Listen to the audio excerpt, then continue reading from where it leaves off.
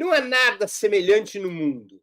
Mesmo os estados religiosos, as teocracias, não se definem pelo domínio de uma etnia sobre as demais.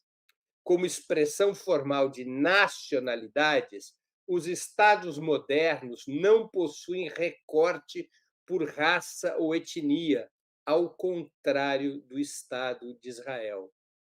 O Estado de Israel é o único Estado legal e declaradamente de supremacia étnica no planeta.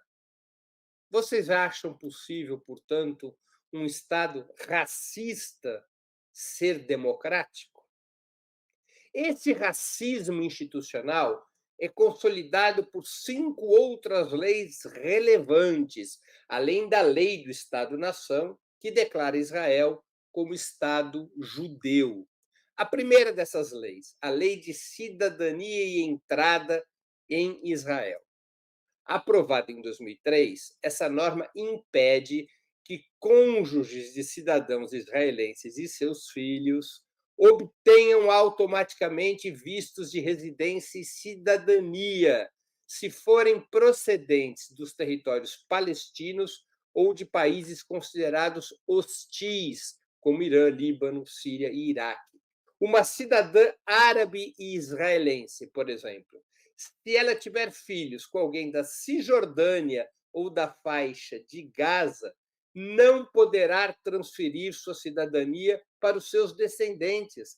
Seus filhos não serão automaticamente árabes e israelenses, com direitos plenos à cidadania israelense. Aliás, o seu companheiro, o seu esposo, se ele vier de um território ocupado, não poderá viver com ela em Israel, ainda que ela seja uma cidadã árabe e israelense.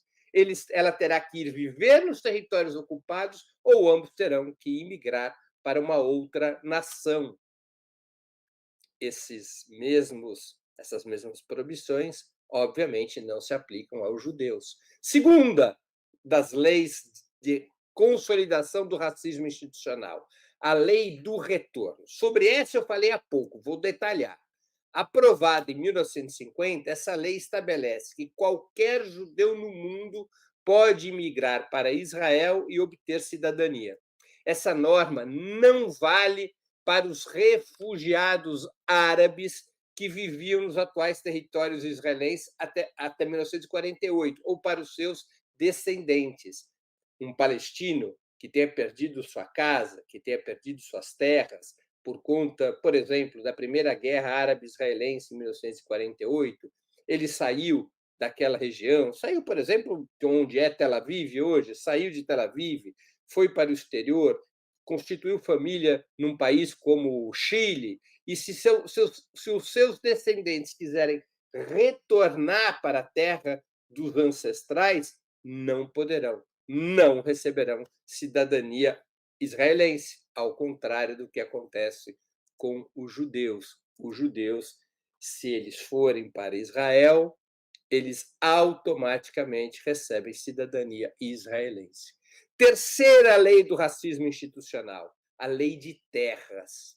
Aprovada em 1960, essa lei levou a que mais de 90% das terras de Israel fossem controladas pelo Estado, que concede sua administração para entidades sionistas, como o Fundo Nacional Judaico, cujos estatutos somente permitem alugar essas terras para judeus. Isso está nos estatutos do Fundo Nacional Judaico. Como consequência desta lei, os árabes israelenses ocupam apenas 3,5% do território de Israel, apesar de representarem mais de 15% da população. O Estado de Israel não tem ali uma lei dizendo que apenas judeus podem alugar as terras do Estado. Não, é um truque. O Estado cede essas terras para entidades sionistas, como o Fundo Nacional Judaico. E essas entidades de caráter privado têm nos seus estatutos que elas só podem alugar essas terras para judeus. E isso vai provocando uma enorme concentração de terra nas mãos de judeus e um desrespeito ao direito de propriedade para quem não é judeu. Quarta lei do racismo institucional, a lei da Nakba. Aprovada em 2011, essa lei determina a retirada de financiamento público e outros tipos de punições financeiras para toda e qualquer instituição que promova atividades de lembrança da Nakba, como luto e tragédia do povo palestino. Nakba é uma palavra árabe para catástrofe.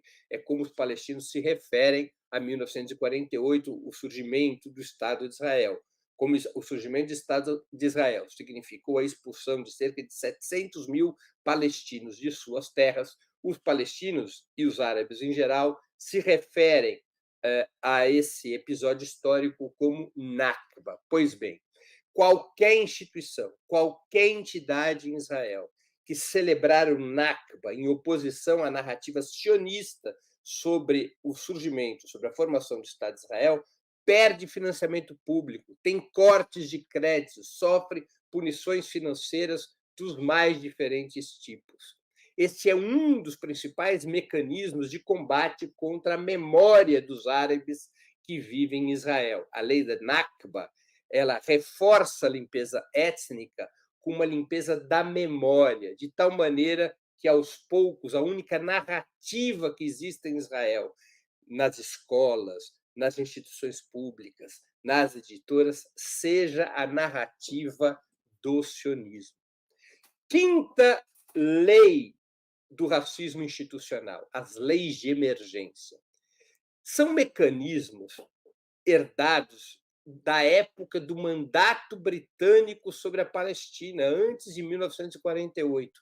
Um conjunto de 170 artigos destinados a reprimir a resistência árabe palestina, seja nos territórios ocupados, seja dentro de Israel. Essas leis estabelecem, por exemplo, a proibição dos árabes se mudarem e ocuparem territórios fora das áreas especificadas por eventual ordem militar, ou seja, o governo israelense pode fixar uma ordem militar dizendo que as populações árabes de tal ou qual cidade dentro de Israel não podem mudar de cidade, precisando de autorização para fazê-lo, um tipo de determinação que jamais pode ser aplicada a judeus.